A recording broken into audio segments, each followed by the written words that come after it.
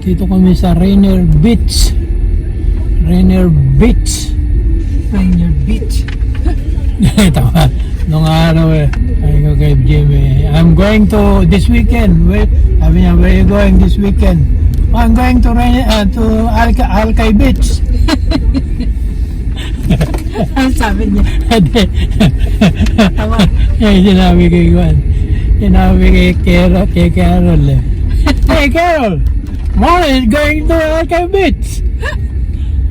It was a surprise. Sabi niya, is that nice? Sabi ni Karen. Ni Jim. Tawa ng tawa si Carol. Sabi, yan ang alam ko, Alcay Beach. Bakit? Wait, 137. Oy, no red on turn. No red on turn. No turn on. No red on turn. Yun, sabi mo nga, no red on turn. May binabasa ako rin. Red ka naman, mag-yellow, mag-green ka naman.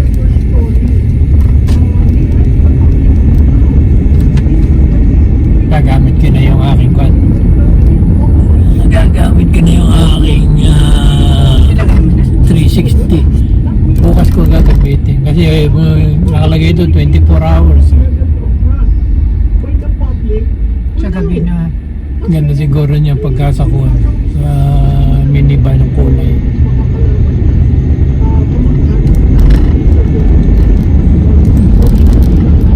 Pahiram mo na mamaya ng ano. Pinapahit mo sa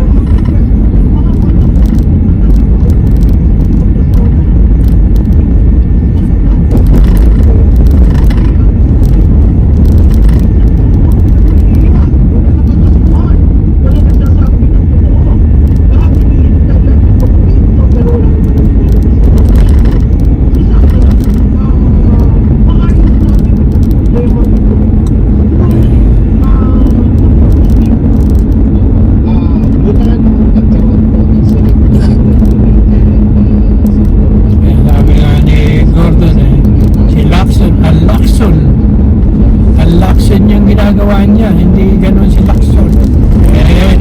Bigyan nga ng maliit ang pera, bakit hindi?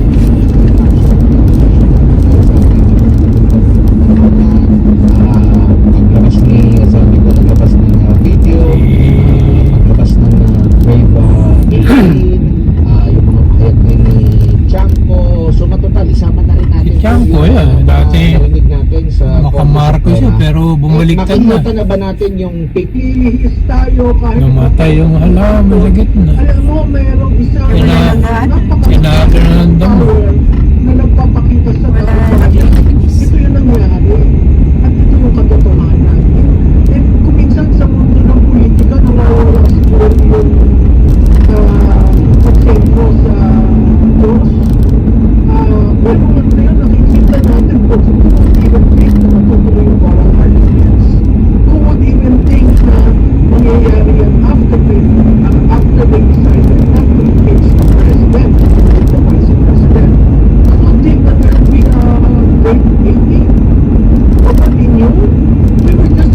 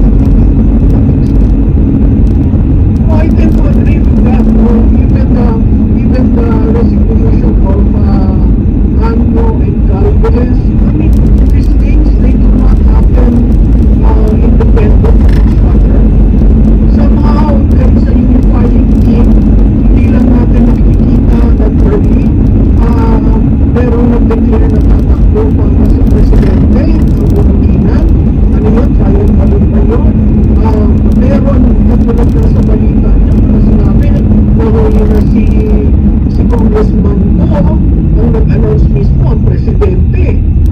So hindi mo alam, ano ba yan, nakatulog na ba si presidente bago in-announce yun? Kasi lahat tayo nagulat. And what, you know, ang kailangan nilang intindihin, there is a Filipino in any part of the world. In-export natin ang ating talento, kinamodify natin ang ating kapwa Pilipino. Ngayon, yan ang nagsisave sa atin, sa lahat ng crisis natin. And at the same time, nagsiserve as eyes and ears ng bansa. So, kung nakita nila si Ito, na picturean, tinanong, sa tingin ko, mas malakas pa yan kaysa sa imbahada ng mga Pilipino sa iba't ibang bansa sa mundo. Po, doon naman po sa nakalipas na dalawang oral argument, lalo na ito pinaka-latest po, talagang punto po na dapat malaman ng taong bayan. Kasi parang hindi yata pinansin ng mainstream kasi parang mas Ay, sabi nung Ali. sa impeachment. Ako dito sa kabila, si Jerry Sears. Naka-check niya. Ako yung papalipat niya rito. Abutin na isang oras. Sabi niya, taga na kayo doon. Ang mga tanong ni Senior Associate Justice Marlene, no? Doon na unearth yung, so ibig mo bang sabihin ang DBM mas mataas kaysa sa presidente? Diba? Yun yung sum total ng argument niya eh. Tapos nung re-knock up niya yung argument, sinasabi doon, hindi ba mahalaga ang kalusugan, hindi ba mahalaga ang edukasyon, hindi ba mahalaga ang bahay. So, parang sinasabi niya, kung tinaman lang ang paggamit, itong mga problema, the social issues, would have been attended to. Ngayon, doon sa tanong ni Justice Caguioa at Justice Hernandez, no, natuwa ako kay Hernandez, sa kanyang presentation, may maleta. So, that mindset has even been instilled among the justices. Now, without saying anything, everyone refers to the maleta, naniniwala si Justice mo sa maleta. Diba? Sinabi nga niya, gaano kalaking pondo ang siya sa maleta. At doon din sinabi ni yung konsepto ng fiscal flexibility na ang sinabi, hindi ba yan parang bending the law? Diba? So makikita ko, rinarap up nila yung mga arguments na lumalabas sa social media at sa mga netizens na sa atin lang naman Masira na yung ang mga- mga bending the law, Pinakausap ng sa mainstream nila. Flexibility, no? At saka yung ang nagde-decide ay ang DBM Secretary. Tita Bella. So ang ibig mo bang sabihin, mas mataas pa ang DBM Secretary kaysa sa napaintindi sa Pilipino kung bakit mahalaga yung oral arguments. Opo, baga better than that, 2026. Ilang buwan mo lang ngayon, magkakaroon Oo. na ng pag-deliberasyon na naman sa 2027 na budget. So, maiging makapaglabas din talaga ng malinaw na desisyon ang issue po na ito. At nabanggit, mahalagang punto nga, nabanggit mo, na alisin na lang yung unprogrammed appropriations kasi risk ito.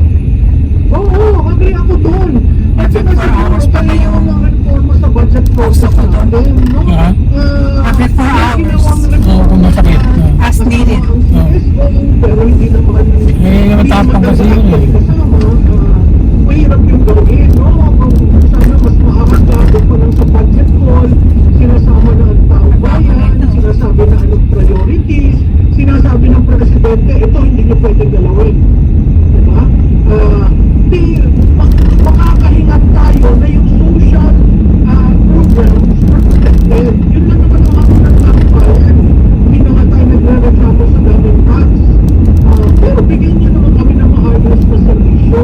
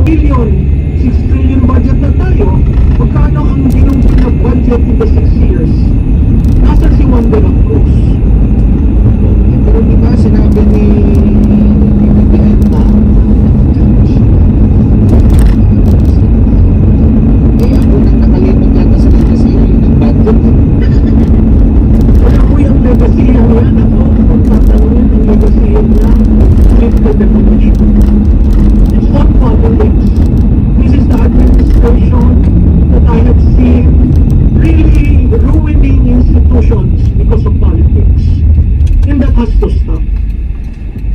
Opo. Bago lang tayo doon sa ano ma'am, sa impeachment at participating Sara dito sa labas na tayo ang Supreme Court, no? Naghumiling kasi ng application kasi itong grupo dating May license pala rin. batalyon na Ay, wala. Alvarez, writ of mandamus directing President Marcos Jr. to submit himself to physical and mental examination including a hair follicle drug test. The petition also seeks to direct the President to disclose and publish the medical report indicating the results of the examination including medical and clinical confirmation of physical and medical fitness to discharge the powers of duties of the presidency. Ngayon ay binibigyan sila ng 10 days para magpaliwanag o makuha yung kanilang panig ang pisina ng Pangulo. Ang nalalakita niya. At then natutuwa ako dyan sa decision ng Supreme Court. Inabang kong sinasabi, Subway. yung pamahalaan Dito sa ng may ngayon, Genesis. kung mahal mo ang Pilipinas, Mr. Marcos Jr. May katabi you will Starbucks do at those saka things Rose. Because Tapos rarely T-Mobile. has Marcos received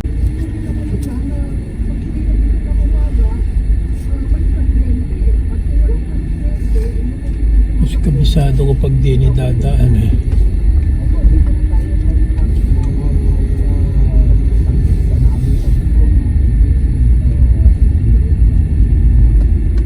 Ito ang bahay ni Gwen, ano? Nanita. Sino rin ito? Si Ninita, yung trabaho, ano, si Esla. Ay, siya po eh.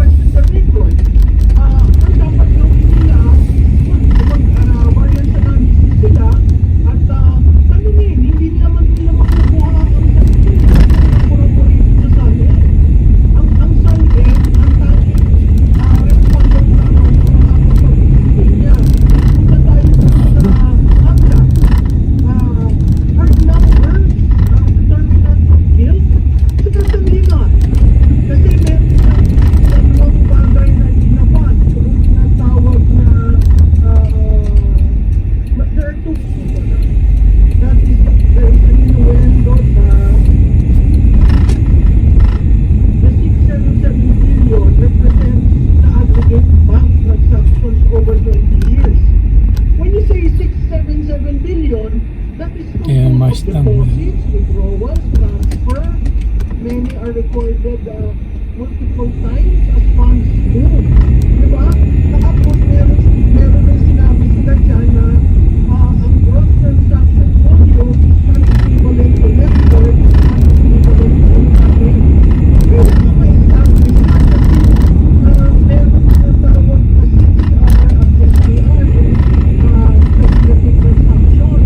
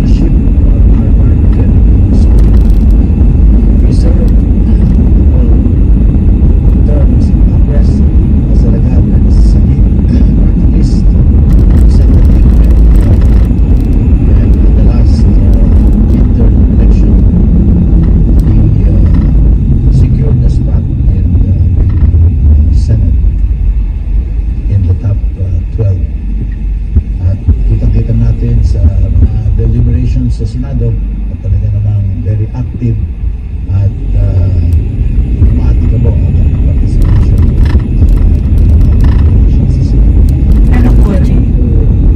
Lexus. The Senator Lexus. Yan. Yeah. Yan. Siguro. Oo, yata. Lexus. LEX. dami bisita dito. Putos. Alexis.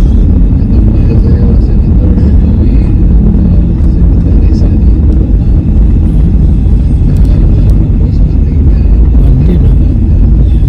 Di kuryente rin. Di kuryente rin yan. Ating pamahalaan para Makaliwa ba siya kakano? totohan ng mga nagaganap at magaganap pa Hindi lang kita pararaanin. bansa. May lunas ba itong crisis na ating dinadanas Ng tambutso. na